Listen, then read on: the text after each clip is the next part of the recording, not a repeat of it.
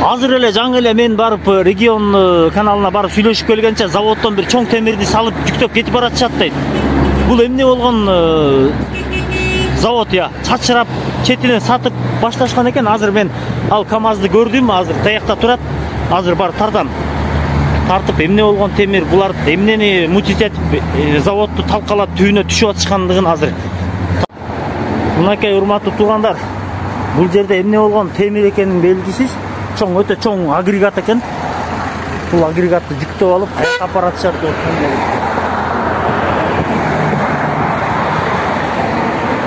Мынакей бул эмне болгон агрегат? Муну каяка жүктөп баратышат я? Өтө чоң агрегат экени көрүнүп турат.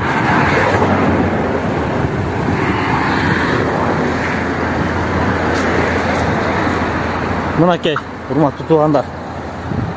Ушинтип заводубуз талкаланып калабы, игнорировать эту отчет. Азыр көргөзөм. Айтпашыңыз да, эмне бул?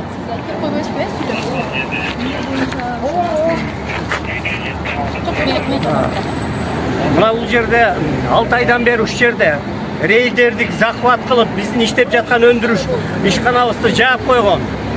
Өзүбүздүн закондуу түрдө арендада 3 жылга тура турган мүмкүнчүлүгүбүз бар болчу.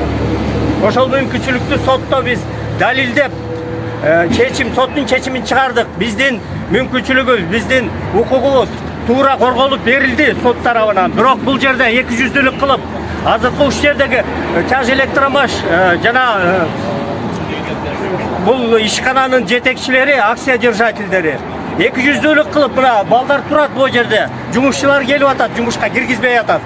Биздин закон ченемдүү түрдө кирип иштешибиз керек болчу. Biz bu yerde мамлекетке керектүү болгон, абдан экспортко кете турган продукцияларды чыгарып атканбыз 3 жылдан бери. Акыркы эле жылдын ичинде 3 миллиондон ашык налог төккөнбүз. Биз канчалаган пенсионерлерге берип атабыз бул акчаны. Багып атабыз ошолор. Мындан тышкары 70-тен ашык рабочийлер жумушсуз калды. Ошого себеп болуп аткан мына ушул жердеги жетекчилери могул заводдун талкалап, сындырып, элдин мүлкүн, байлыгын, кыргыз элинин байлыгын уш жерде талкалап атат. Азыр видеого тартып алдык, кетти жүктөп. Бул завод деген кыргыз элинин каны менен, тери менен табылган завод болчу. Кандай жол менен? Мына бияктан азыр сотрудниктерге дагы неме киргизбей, сотрудниктерге дагы ушинтип атышат да, булардын эмнеге талкалап жатат? Эмнеге бул жерге? Урматтуу кыргыз эли, мына өзүңүздөр көрүп турасыздар. Бияктан азыр даже сотрудниктерди киргизбей, жеке менчик кылып баратышкан окшойт да бул заводдучу.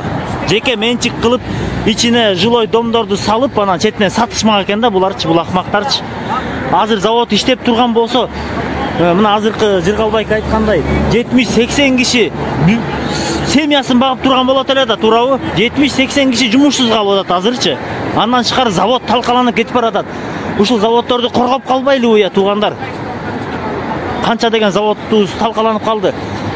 Акаевдин убагынан бери карай санап келсек, заводдорубуз талкаланып калды. Мына азыр Садыр Нуркожоевич келди деп, элдин үмүтү жаңы жанданып, сүйүнүп турган кезибизде мына бияктан дагы бир кыйшыктар чыкты. Мына келгиле туугандар, колдойлу. Мына заводдорду колдоп калалы. Бул Жыргалбайкеден өзүнчө интервью алсак айтып атат. 1 жылдан кийин биз 3